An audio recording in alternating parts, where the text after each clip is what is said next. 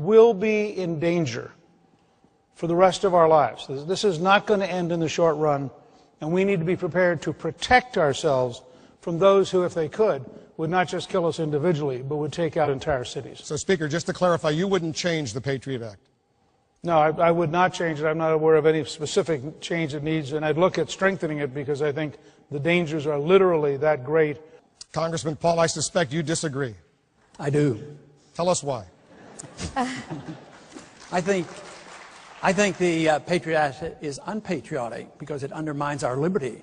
Our early founders were very clear. They said, don't be willing to sacrifice liberty for security. Today, it seems too easy that our government and our Congresses are so willing to give up our liberties for our security.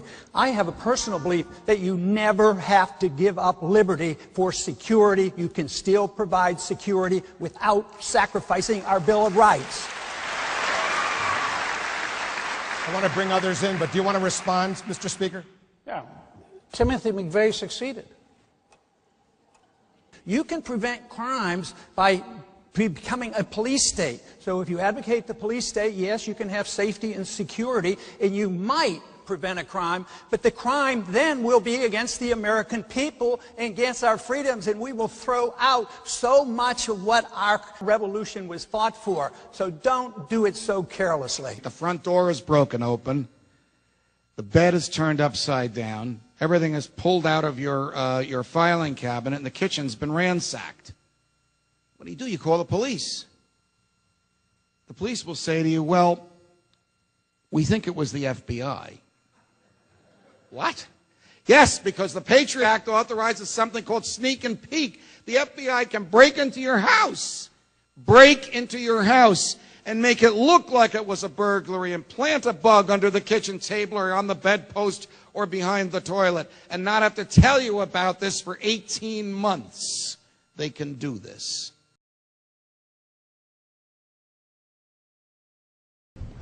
Mr. Speaker, I rise in opposition to this bill. I was opposed to the Patriot Act in 2001 and do not believe now that it's a good idea to extend it. You know, the Fourth Amendment is rather clear. It says that we should be secure in our papers, our persons, our homes, and our effects. The Patriot Act changed the standard from probable cause, which is a long-standing tradition and a standard within the courts, which limits the police from coming into your house. But we changed this to a standard we call now relevance. But that's changing the Constitution. How do you change the Constitution by majority vote? It's supposed to be a supermajority in both bodies. Then it's supposed to go back and be ratified by 3/4 of the states. It's supposed to be difficult to change the Constitution, difficult to amend the Constitution. Why? Because we thought some of these rights were so important that we should not allow a majority to change them. So if they want to look at your records, they just have to say that it is relevant. They don't have to say you're a terrorist. They don't have to say you're a foreigner. They don't have to say you're conspiring with anyone. They just have to say they've got some interest in your library records. Those of us who own guns and believe in gun ownership think that the Second Amendment is protected from a simple majority taking away the Second Amendment. Likewise, the First Amendment. Those of us who prize the ability of the press to print and to respond and to hold beliefs, however unpopular. Those of us who wish to have a country in which religion is not hampered and we can say what we believe and not have it hampered by the government. We don't believe that a majority should take away these rights. But a majority did take away part of the Fourth Amendment because we changed the standard of the Fourth Amendment from probable cause to relevance. Now you may say, well, what about the First Amendment? The First Amendment says Congress shall make no law abridging the freedom of speech. But the Patriot Act says if you tell anyone, your spouse, your lawyer, your priest, your best friend, a judge in a federal courtroom, that's right, every challenge of the Patriot Act has been an anonymous challenge, because if you reveal to a judge in a courtroom that you received one of these self-written search warrants, you'll be arrested when you walk outside the courtroom. Congress just forgot about the First Amendment. Congress believes, Ron Paul and those freedom lovers to the contrary, that it can just override the principles of the supreme law of the land. What about the Fourth Amendment? What about the requirement of a judge before the government can get information from a financial institution? Congress said, forget about it. The times are too tough. It's too difficult. We don't want another 9/11. Here's the bargain. Give me your freedom and I'll keep you safe. It has never worked. It makes us less free and unsafe.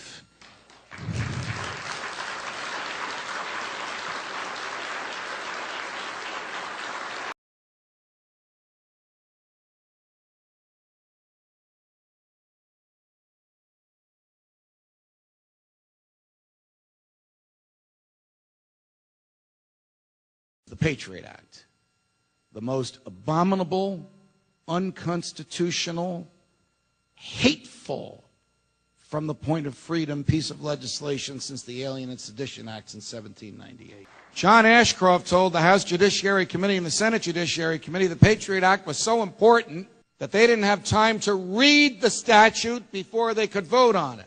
Two members of the Senate claimed they read it, and one of them is now dead, Paul Wellstone. He voted against it.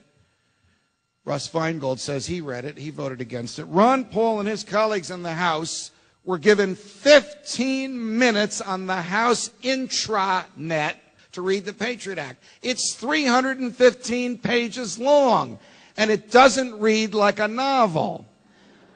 I have read it. I have read it twice. In order to read it, you have to have in front of you the entire United States Criminal Code with no debate on the floor.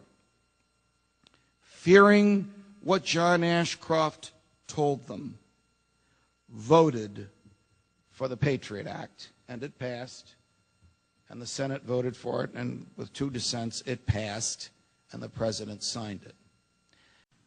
We want to have a debate over the Patriot Act because we're concerned about our liberties. We were promised a week of debate, and we were promised an open amendment process. We are now amidst a process where we will have no debate and no amendments. Do we fear terrorism so much that we will not have debate? Do we fear terrorism so much that we throw out our Constitution and are unwilling and afraid to debate our Constitution? I think that's a sad day. They talk about this being the world's most deliberative body. We're unwilling to deliberate. We're unwilling to have questions and have questions broached as to whether or not the Patriot Act is unconstitutional.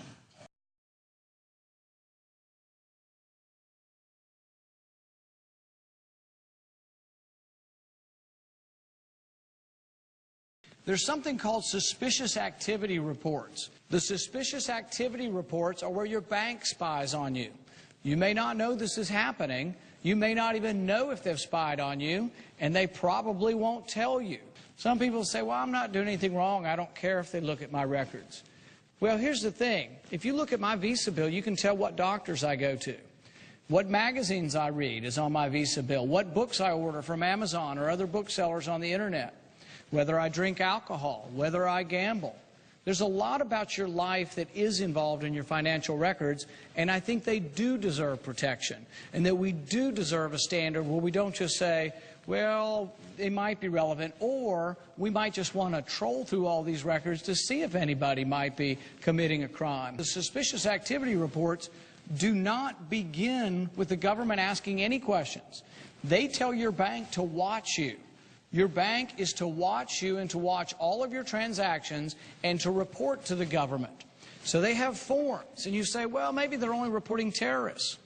Since 2001, since 9/11, 8 million suspicious activity reports. 8 million have been filed.